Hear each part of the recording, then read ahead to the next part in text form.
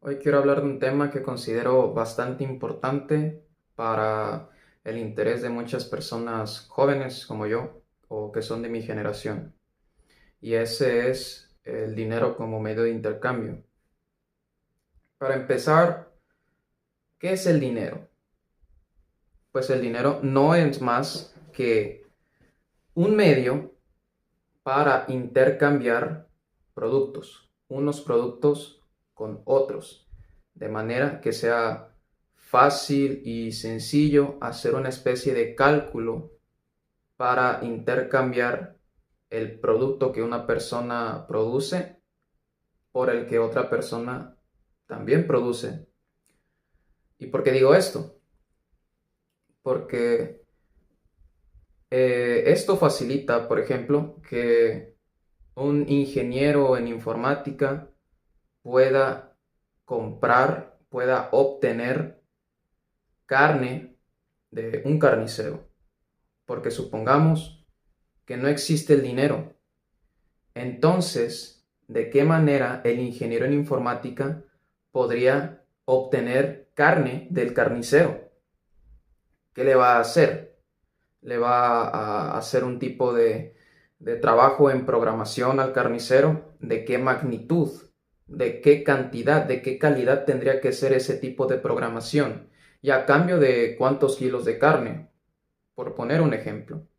Es así como el dinero hace esta función, cumple de esta función, y es más fácil que unas personas puedan intercambiar sus bienes, sus servicios de una manera más asequible.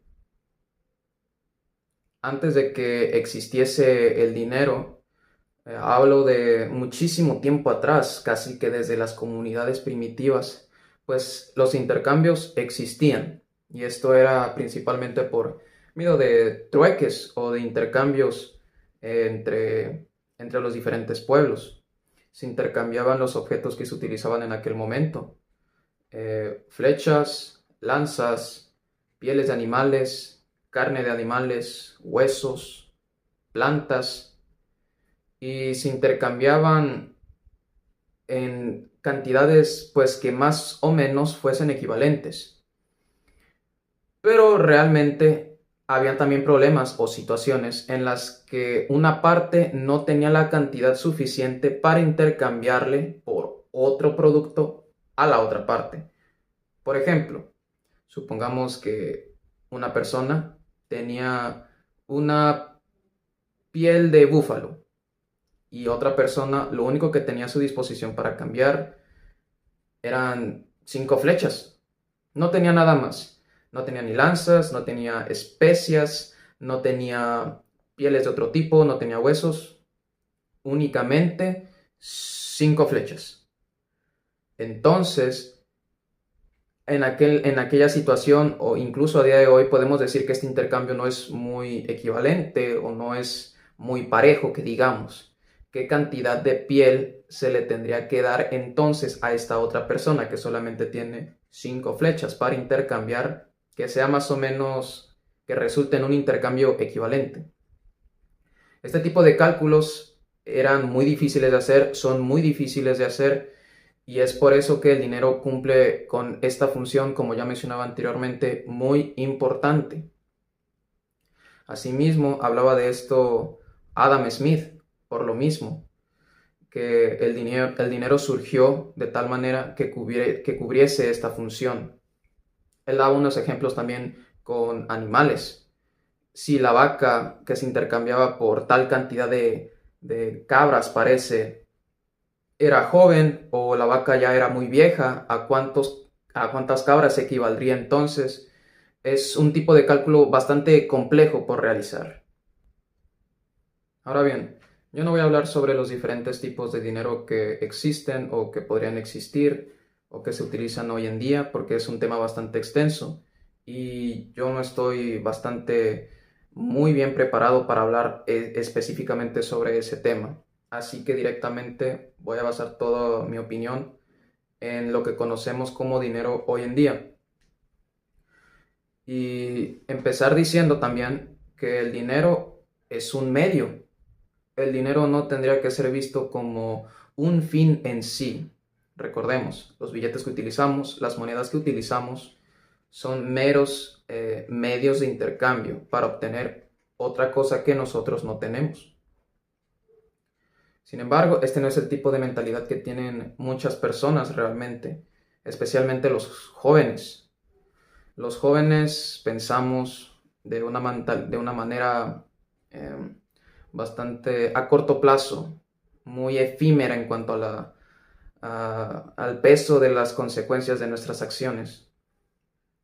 Digo esto porque consideramos que nosotros debemos obtener dinero simplemente porque sí. Y a ver si me explico. Nosotros consideramos que es bueno tener mucho dinero precisamente por el poder de intercambio que esto nos da, nos otorga. El tener mucho dinero significa que podemos hacer multitud de tareas e intercambios con otras personas precisamente para obtener muchos productos o para obtener muchos servicios a cambio. Sin embargo, hay personas que simplemente obtienen tal cantidad de dinero y directamente lo gastan. Lo gastan en cuanto llega a sus manos. Y esto muchas veces en cuestiones que no son de primera necesidad o que al contrario lo gastan en cosas que no les van a generar un retorno de dinero a posteriori. Porque si bien puedes gastar ese dinero en cosas que te van a detonar en un dividendo, te van a devolver cierto interés, eso significa que tu capacidad de intercambio, tu poder de intercambio va a ser mayor y por ende vas a poder satisfacer tus necesidades de una manera más amplia, más vasta, más eficiente. Muchos jóvenes no tenemos la mentalidad del ahorro, el buen hábito que lo que supone es ahorrar. El ahorro supone un sacrificio y quizás sea por eso mismo que muchos de mis de compañeros, muchos de mis conocidos, muchos jóvenes realmente no lo hacen porque ellos prefieren consumir hoy a guardar ese tipo de consumo, a restringir lo que supondría el gastar en productos que pueden satisfacer sus necesidades hoy, satisfacer sus necesidades entre comillas, porque muchas veces lo gastamos en cosas que no necesitamos realmente. Pero bueno, a lo que voy es que el ahorro supone un sacrificio, supone ver a largo plazo, posponer el consumo de hoy para prepararse para lo que vendría en el futuro, porque realmente no sabemos lo que va a pasar en el futuro, no sabemos si necesitaremos de algún tipo de reserva de dinero para enfrentar algún tipo de situación a la que tengamos que enfrentarnos. El ahorro es bastante bueno. Esto supone cierta dosis de disciplina para con el ahorrador. Supone cierta dosis de sacrificio también, como ya mencionaba anteriormente, el ahorro es sacrificio. Supone una visión del tiempo diferente, supone una visión del tiempo a largo plazo y no a corto plazo. El ahorro es esencial, es algo que deberíamos hacer todos realmente, precisamente por las condiciones, por las ventajas que esto nos supondría, nos conllevaría a obtener a cambio. Asimismo, el ahorro supone de tener una especie de colchón monetario. Para entonces, se nos podría desbloquear la oportunidad de invertirlo después de manera capitalista en algún tipo de emprendimiento que nos devenga a su vez en mayores ganancias. Mises hablaba sobre tres principales personajes en la esfera económica: aquellos que ahorran, los ahorradores; los emprendedores, aquellos que crean oportunidades de negocio para satisfacer las necesidades de su comunidad, y los inventores de nuevas alternativas o métodos que abaraten o mejoren las maneras en que los emprendedores pueden ofrecer productos o servicios que beneficien a sus comunidades. El capitalismo no es consumismo, es todo lo contrario realmente. El capitalismo supone privar de capital, supone ahorrar. Una vez que se tenga cierta cantidad de ahorro o el suficiente, se puede invertir en algún tipo de emprendimiento o en alguna acción o en alguna actividad que nos devenga en un beneficio a futuro.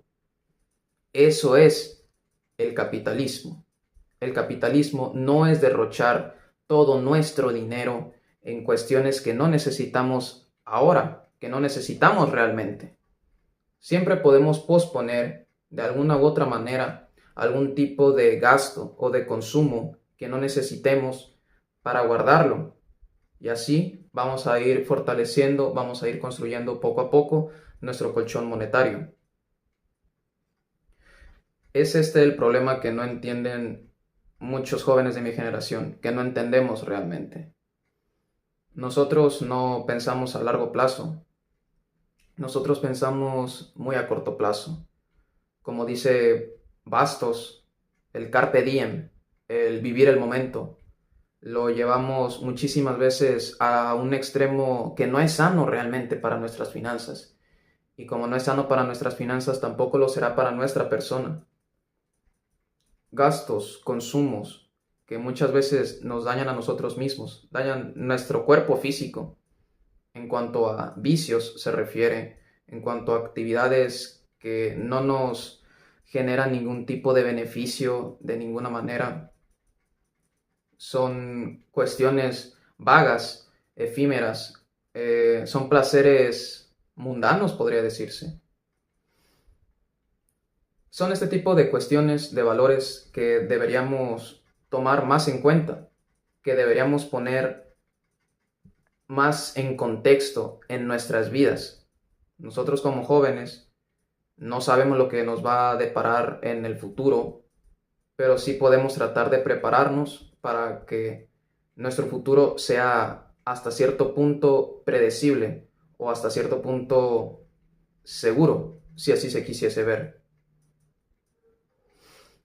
Recuerdo que mientras estaba leyendo La riqueza de las naciones, hubo una frase que Adam Smith decía y que me gustó mucho. Iba más o menos así. Uno no es rico por ir en carruaje. Uno va en carruaje porque se es rico. ¿De qué manera podemos interpretar esta frase? Aplicándola a contextos modernos, intercambiemos el carruaje por un carro. Muy fácil.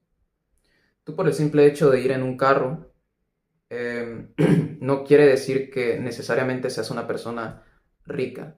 Y no tanto viéndolo desde el punto de vista qué tipo de carro tienes. Si tienes un Tsuru o si tienes un Lamborghini, no va de eso. El punto es que yo incluso he conocido personas que sacan sus carros muchas veces a crédito.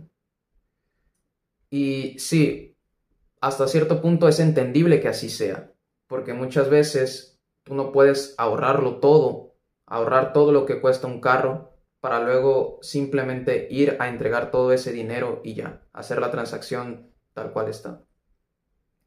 Sin embargo, sí podemos tomar la decisión de adquirir un vehículo, siguiendo este ejemplo, podemos tener la decisión, la opción de adquirir un vehículo que se adapte a nuestra situación económica, que se adapte a nuestras necesidades, porque muchas veces todos queremos darnos la vida, la mejor vida posible.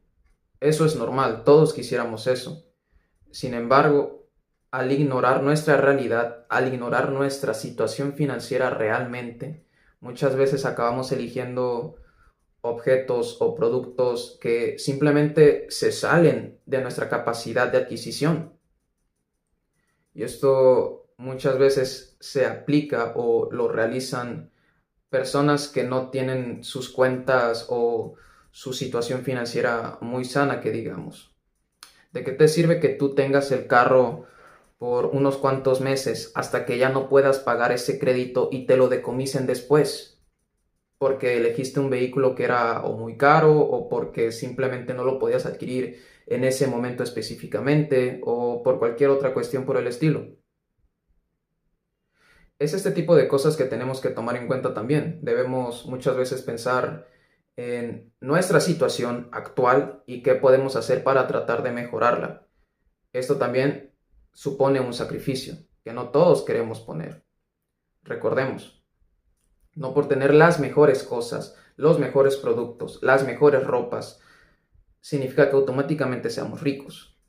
Nosotros seremos ricos siempre y cuando tomemos las mejores decisiones viendo nuestra realidad, viendo nuestra situación real tal cual y es, y en base a eso tener nuestras finanzas lo suficientemente sanas como para hacer planes a futuro que nos permitan obtener nuestras cosas, las cosas que nosotros queremos obtener, pero de una manera correcta o menos perjudicial para nosotros. Ya luego podemos hablar de que, bueno, pero ¿qué pasa si ahorro en una moneda que está muy devaluada o que no tiene valor prácticamente? Y sí es cierto, hasta cierto punto hay algunas alternativas dependiendo en dónde te encuentres, en qué país estés, para ahorrar en otro tipo de monedas, para ahorrar en activos, para ahorrar en dólares, incluso en criptomonedas, pero como ya mencioné, esos son temas más específicos en los que yo no voy a meterme específicamente en este video porque no estoy muy bien informado. Sin más que decir, eso era todo lo que tenía que opinar al respecto sobre esto. Gracias.